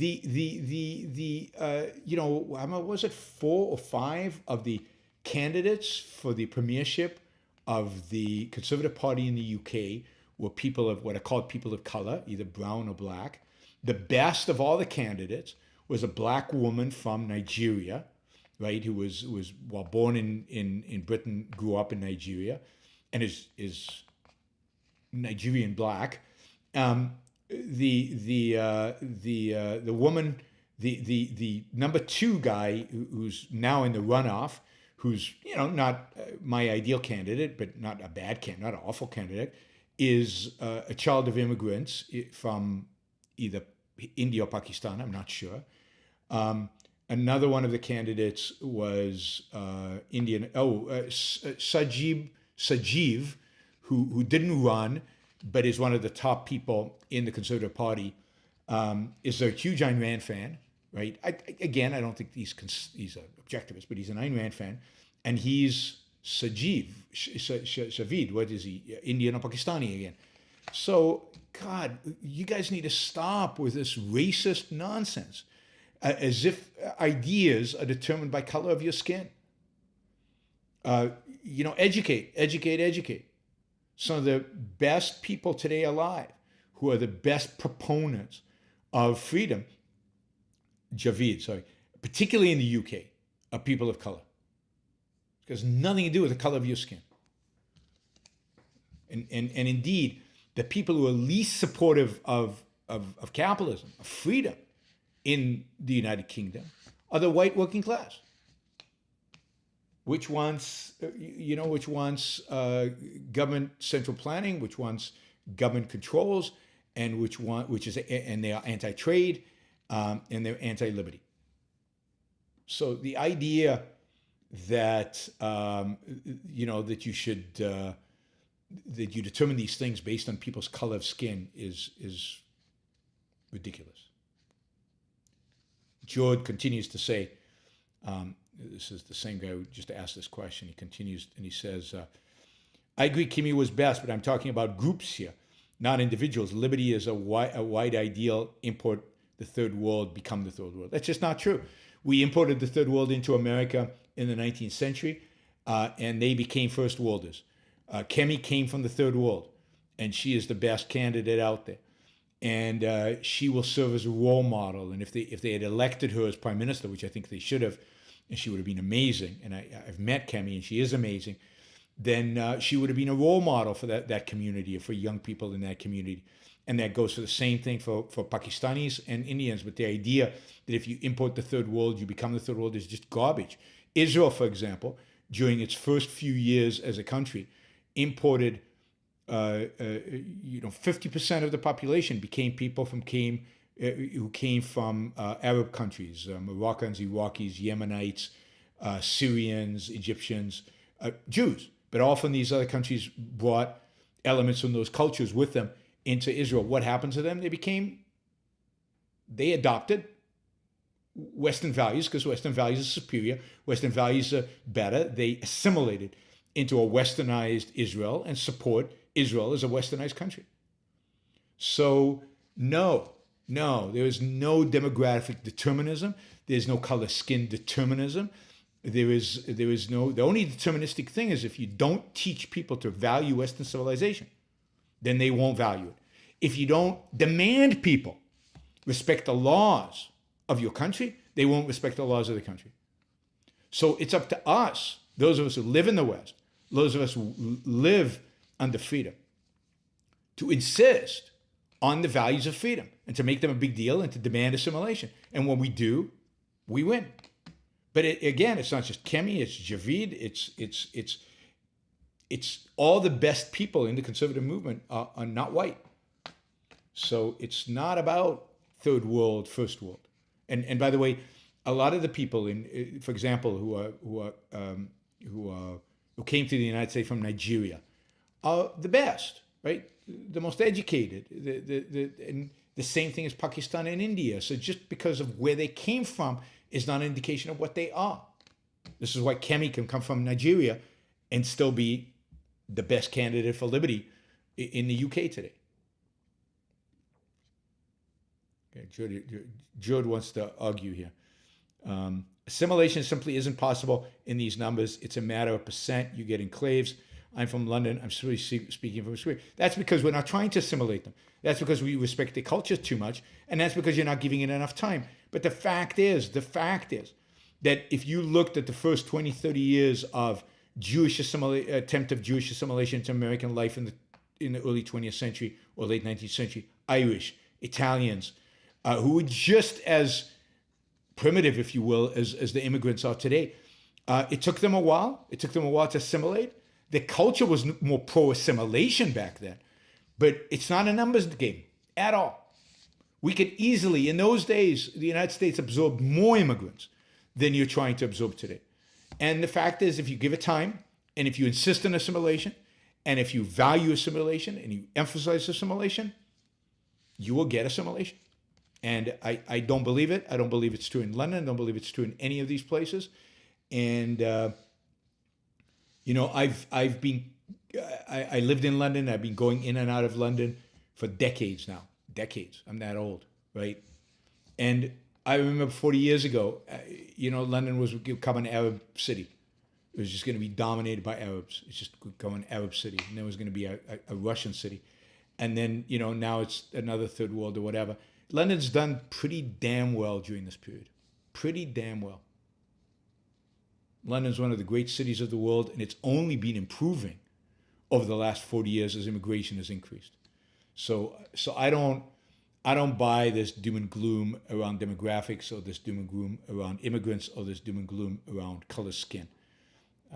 I just don't think it's true. All those groups of Europeans, that's irrelevant. They were all pretty barbaric when they started out, and being European, i.e. I think what you want to say, all those groups are white. Color skin has nothing to do with it. They all came from, there's no, the example I gave of Israel, they were not Europeans. They were not, and they were not white. And you wouldn't consider them white or Europeans. And they all assimilated. And that was 50% of the population.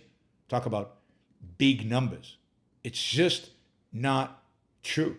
It's just garbage to attribute causality to demographics, to ethnic origin, to color of skin, to all these things. Instead of what we should be focusing on, which is on what does the West represent, what are our values, and how do we assimilate people better to those values. That's the focus should be on. None of this other stuff.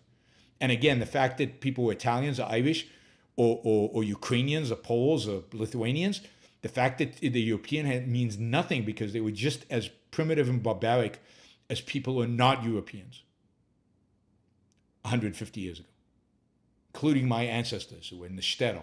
The shtetls were just as awful a place as anything that that anybody in any color skin in any other country would have.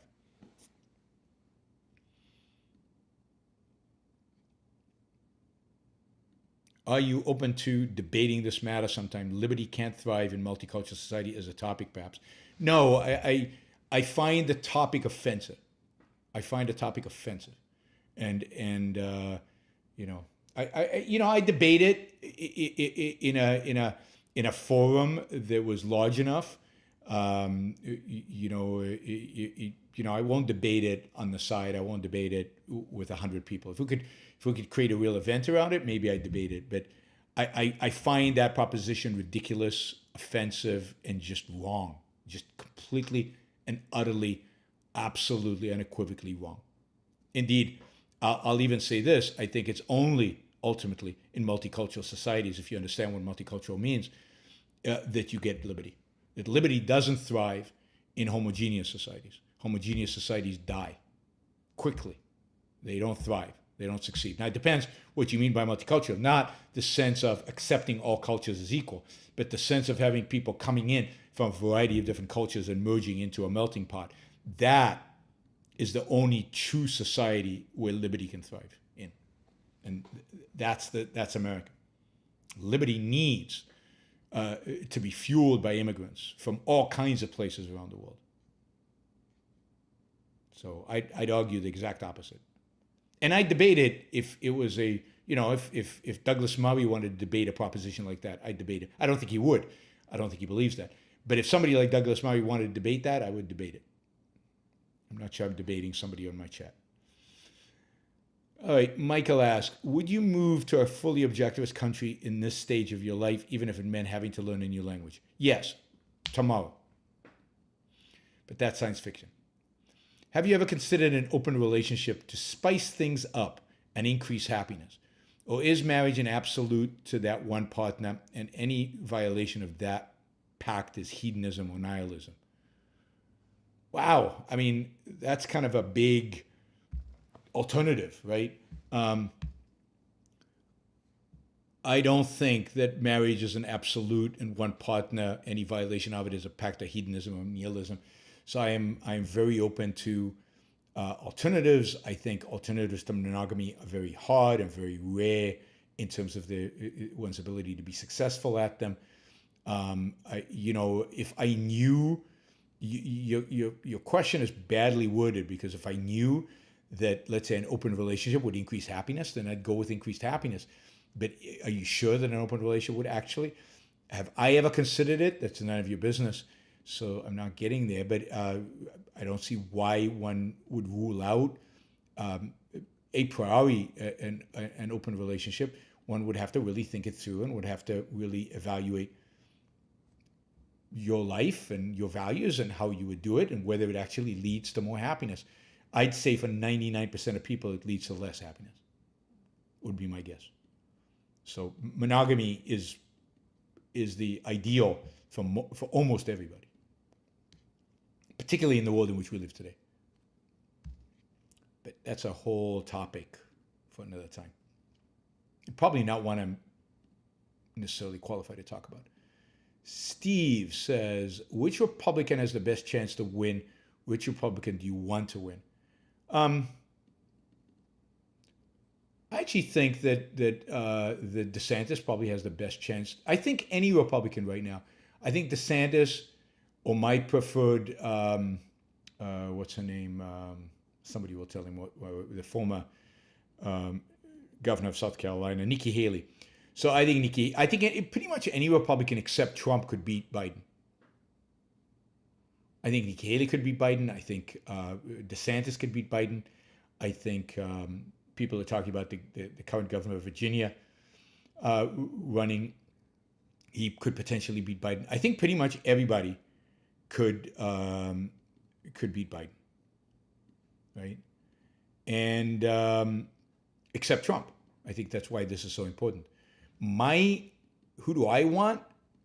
I'd have to say, my favorite is still Nikki Haley. I'm a little disappointed in her in the sense that she seemed to chase after Trump and try to be nice to Trump, try to suck up to Trump.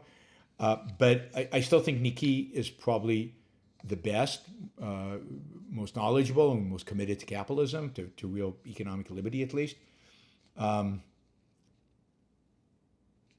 But I don't think she has a chance. So I think the only chance we have is DeSantis. DeSantis is the only one who could beat Trump. I'm not sure any of the others could beat Trump, and I'm not sure DeSantis can beat Trump in the primary. So the real issue is the primary. And that's why I think if you love freedom, if you care about freedom, then you should really be focused on the primaries. You should really be focused on trying to not get to vote for anybody but Trump. And find a candidate who can stand up to Trump, find a candidate who really can be in opposition to Trump, find somebody who can beat Trump, and everybody coalesce around them. Because the problem is going to be you're going to have Trump voters, let's say that's 40%, 30 to 40% of the Republicans will vote for Trump no matter what. And then the other 60% is going to be fragmented, a bunch of candidates. And if you could coalesce that around one candidate, let's say it's DeSantis, then that would be much, much better. And that's where I would focus my energies before is on the Republican primaries. Jonathan, if the Dems hold the House and expand in the Senate, do you think they'll stack the Supreme Court?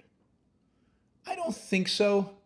I don't think that's what they'll do. I mean, they might, a few more decisions like Roe, from their perspective, not from my perspective. From their perspective, they might, but I don't think so. I think this is a really crucial election to stop the Democrats from controlling the House. Unfortunately, I think it's too late to stop them from controlling the Senate because of the kind of candidates Republicans have chosen. And again, I'll blame Trump for that. So I think it's really crucial to stop them in the House. And the Republicans should have the upper hand in the House. Although the margin of victory keeps shrinking. But they don't need to pick up that many to control the House. And all they have to do is control the House by a few seats. And that's enough to stop the Democrats' agenda. And they have to do that. And it is shocking to me how unstrategic, is that a word? How anti-strategy the Republicans are. They were electing candidates that appeal to Republicans, to the base, and who cannot win general statewide elections. And they're now risking that in Pennsylvania, Arizona, Ohio, Georgia. I mean, that's devastating if they don't win those. Devastating. In Colorado, they could pick up a Democratic seat in Colorado. Nevada, they could have picked up a Democratic seat in Nevada. I mean, that's 6 or 7 seats that the Republicans could have legitimately picked up. And because of the people they've elected, they're going to lose. I mean, the fact that they still can't get Georgia is just mind-boggling. But you get a Herschel Walker. What? I mean, really, what qualifications does he have to be a senator? It's really discouraging. But maybe it's good in the sense that Republicans have to lose before they figure out, okay, this Trump stuff is just causing us losses. We should shift strategies. Maybe that's what needs to happen to get Trumpism out of the Republican Party, is just to lose. I mean, they lost the House, they lost the Senate, they lost the presidency. What else do they need to lose in order to realize that Trump's ideas are losing ideas? Maybe they just have to lose more. And at some point they'll realize it. I don't know. Bash Bannigan. I love Atlas Shrugged. I've avoided watching the 3 Atlas films because I fear I'd be too disappointed. Are they worth watching? No, they're not worth watching. Do yourself a massive favor. Don't watch them. You're much better off not having watching those movies. They're terrible. Okay, Judd is still around, still asking. Hey, Ron, are you familiar with the history of Tavistock Institute? Also, is it true you are really Bronze Age pervert? I'm not familiar with the history of the Tavistock Institute. And yes, it's absolutely true that I am the Bronze Age pervert. You caught me. I've been trying to hide it, trying to keep it underground. I don't know how you found out, but there you go. Can't keep everything. All right.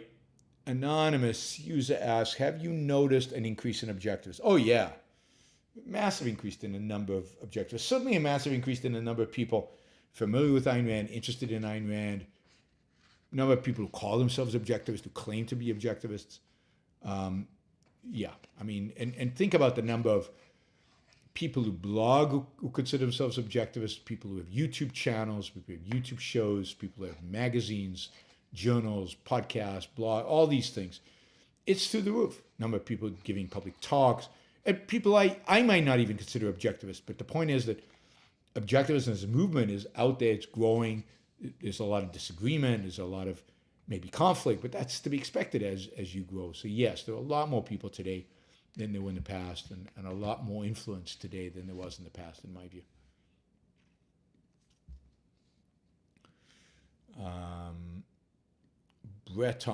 Breton, what is your opinion on Reaganomics, free market solution, a classical Keynesian, low taxes, high government spending, military? Well, I reject Reaganomics, and I don't think it's free market solution. So I don't know. I don't understand the question exactly. But look, I'm a free marketer. I believe in real free markets, not Reaganomics, which are not real free markets. I believe in massive deregulation, massive getting the government out of the business of business, getting rid of all subsidies, getting rid of all regulations, ultimately lowering taxes, cutting government spending, doing away with entitlements, completely restructuring them so that they're slowly phased out. So complete privatization of the economy, and that's not Reaganomics. I wish it was, but I think high government spending is terrible. I'm for spending a lot of money on the military. It's the only thing I'm for spending a lot of money on. So, but that I don't think that's Reagan. Reagan also spent a lot of money on a lot of other things that I wouldn't spend money on. So I'm for real free markets, not Reaganomics. I'm for laissez-faire capitalism, which I don't think Reagan believed in. Themaster asked, is it me or has there been a sudden rise in rationality in people recently? It just seems that they argue far less fallaciously than they used to. Really? Where are you seeing this? Please send those people over here. I'd love to meet some. I haven't seen it, so I don't know. Maybe. I hope so. That would be nice. An honest user says, one of my good friends is a Christian. I've tried talking sense to him before. Do you have any suggestions on how to persuade him to reason? I'm not sure you can, right, on this issue. So you can have friends who are Christian, and you just accept. It's like I said, you accept whining, you put the bad stuff aside. You accept that they're religious and you enjoy the values that they have. And you enjoy whatever shared values you do have. You don't have to in life turn everybody into objectivists or into advocates for reason on every single issue. Focus on the good within them, focus on the values within them, and accept that they have flaws, even if they're significant flaws, like being Christian.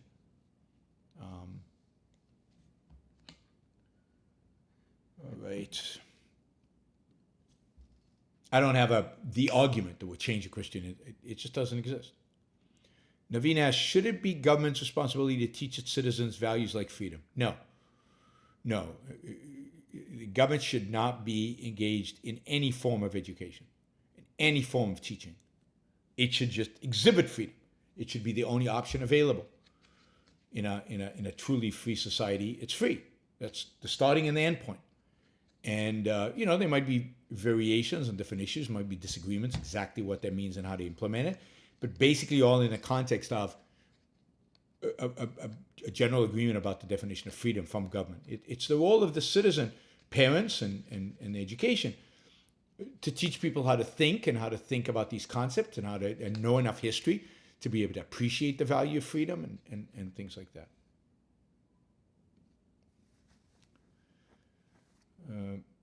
Bonnie says, I've seen the word authoritarian used more often lately in chats.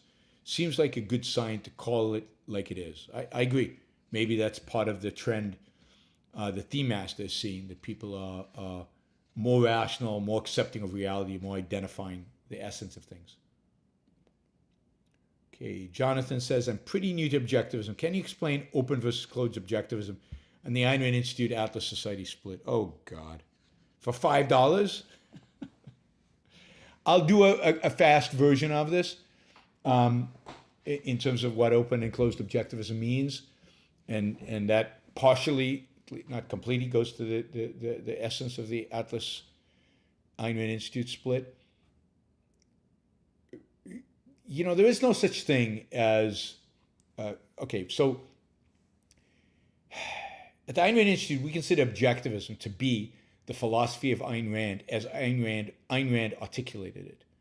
Objectivism is everything that Ayn Rand wrote, everything that Ayn Rand said about objectivism, and then some things that she approved of that other people said, right, that might be included in that body of work that Leonard Peikoff said, that maybe Nathaniel Branden said in the 1950s and 60s. That is objectivism. And that doesn't mean that is the truth. That doesn't mean that is the end of thinking or the end of philosophy. That's just the end of objectivism. That's the sense in which it's closed. Objectivism is the philosophy of Ayn Rand. It's not like some open-ended idea like existentialism, or like what has become Aristotelianism, right? Because Aristotle's not around to tell whether what people claim, particularly in the Middle Ages, was Aristotle. I mean, imagine his horror at what some of the Catholic scholastics said was Aristotle, Aristotelianism. So Ayn Rand didn't want that. She didn't want people taking her stuff and distorting it in her name. She said, look, you can study philosophy, you can expand on my work, you can do new work, you can discover new ideas in epistemology beyond what I have done. Don't call it objectivism. Name it after yourself, or or say it's based on Rand, or say it's based on objectivism, but don't call it objectivism. My interpretation of whatever. That's how she wanted to preserve and protect her writing and her legacy, right? She didn't want other people using the name she gave her philosophy to cover their ideas. That sense it's closed. It doesn't mean truth is closed. What I say on this show, I hope is consistent with objectivism, but it's not objectivism. Because Ayn Rand didn't say it. I'm saying it, and I didn't check with her, because she's not here to check with. So, and again, maybe Ayn Rand was wrong on something. And 100 years from now, we'll discover Ayn Rand was wrong. Well, the correction will not be objectivism. It will be a new theory built on objectivism, based on objectivism, inspired by objectivism, closely related to objectivism, but won't be objectivism. That's the sense it's closed. The problem with the Atlas Society is they want to add, change, introduce new ideas, introduce ideas that are clearly contradicted in Ayn Rand's own writings, and call it objectivism. That's fraud. Plain and simple fraud. And that's what the so-called open objectivism means. So there's no open objectivism and closed objectivism. There's objectivism. And objectivism is done. And now the rest of us are interpreting, advocating for expanding based on, but not expanding objectivism itself. It's the name given to Ayn Rand's philosophy, and only Ayn Rand's philosophy. Not given to anything that anybody wants to add, subtract, detach, to change from her ideas, which is what David Kelly wants to do. Add a couple of virtues, change your views of factor value, and call it all objectivism. That's fraud. It's trying to pretend that Ayn Rand said these things, or that Ayn Rand approved of these things, and trying to use her name to make yourself bigger. If I wanted to add, if I thought that Ayn Rand was wrong and they're not 7 virtues, they're 8 virtues, which is completely possible. There's nothing in reality that says that there are only 7, there have to be 7 virtues. They could be 8 or 9, right? It could be. But then it's not objectivism anymore. Objectivism is the 7 she identified. It's David Kelly's, interpretation of David Kelly's ideas about objectivism, but it's not objectivism. And that's the difference. And I think it's intellectual fraud, and I will have nothing to do with those people. And there are other problems, right? But that's just, just look at the quality of the content that some of the people affiliated with them produce. Some of it's okay, but some of it is just horrible.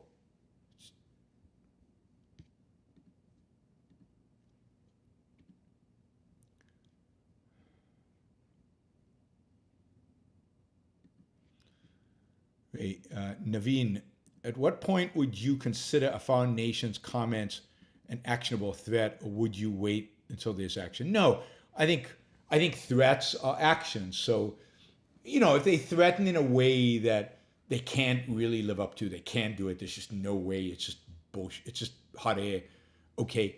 But if they threaten and they have the resources, and to some extent they act, or at least at the periphery, or they exhibit the willingness and the capability to act, you have to take the threat seriously and act on the threat. Megan says, if civilization collapse is inevitable, how would we prepare? If civilization collapse, if you really believe that all of this, I'm looking out over Irvine, California, the highways just here with the cars going, the office buildings, the homes, this just, we all revert to barbarism and none of this exists because we're looting everything and it's all collapsing. I don't know how you prepare. Guns, food, and a safe house somewhere remote, somewhere away from other people. There is no real other way to do it. That's civilization collapse. I think we're pretty far from that. We're closer to civil war than civilization collapse. Emmanuel, thank you for the support. Really appreciate it. Thanks, everybody. Really appreciate it. Thank you again to Troy for, as usual, coming in with as often happens, coming in with 500 Australian dollars and making this a very successful Super Chat day. I will see you all. I'm not sure what the schedule is going to be. I don't think there'll be a show tomorrow, and there won't be one on Sunday. But I hope that Monday, Wednesday, Friday, there'll be shows next week. But we will see. And then the following week there'll be even fewer shows. So it's going to be touch and grow from here on. Megan says, "Do we prioritize preserving it, tech?" Yes, so certainly if you fear civilization is going to disappear, you want to bury your favorite book somewhere, acid-free paper. You want to get copies of Atlas Shrugged, spread them around all over the place so they can preserve. You want to rely less on digital media because, so you want to preserve human knowledge and you want to preserve the objectivist philosophy somehow. So that would be part of it. You want to preserve the paper because the digital, if civilization truly collapses, digital will be worthless, right? Because there might not be electricity. Ooh, I see a $20 question just came in. Okay, I'll do this quickly, and then I really need to go. J. Lord asks, I have been reading the Romantic Manifesto. There seems to be, to me, to have been a rival of romanticism in films, a revival of romanticism in film in the 90s and 2000s, particularly from Disney. Hollywood has gone woke now, but there is romanticism in indie content. I think there's always been, because movies, if it had to make money, there's always been some elements of romanticism in movies, more or less. I don't know that there was a revival in the 90s or 2000s. You'd have to mention some movies for me to think about whether they're truly romantic. They weren't great movies if they were, but they might have been romantic. And the same with indie today. Which indie movies are really romantic versus just better made? They might be well made. They might be good movies, but to be romantic, they would have to be, they'd have to, you'd have to really be portraying free will. You'd have to really be portraying a conflict of values. I think that, I've said that I think the most romantic TV show that I can think of that's ever been made is Mr. Sunshine, which I think is true, is real romanticism. So there's romantic stuff there's romantic movies and TV shows out there.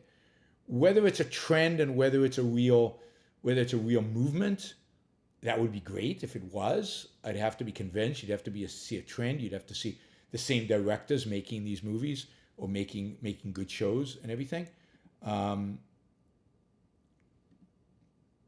So I'm curious, J. Lord, and maybe not today, but at some point, I'd like to see a list of what you consider good romantic movies from the 90s and 2000s. I do think some of the Pixar movies in the 90s and 2000s were very good and romantic, and for kids, which is great because kids need that. They exactly need that sense. But I'd be curious what you thought were the good ones from that period, and then again from in today in the indie world, which you think. All right, guys, thanks a lot. Really appreciate the support you've shown today. Really appreciate the questions. Really appreciate you listening. Don't forget to share. Don't forget to like before you leave. Help those algorithms. Help defeat the YouTube algorithms by liking and by sharing.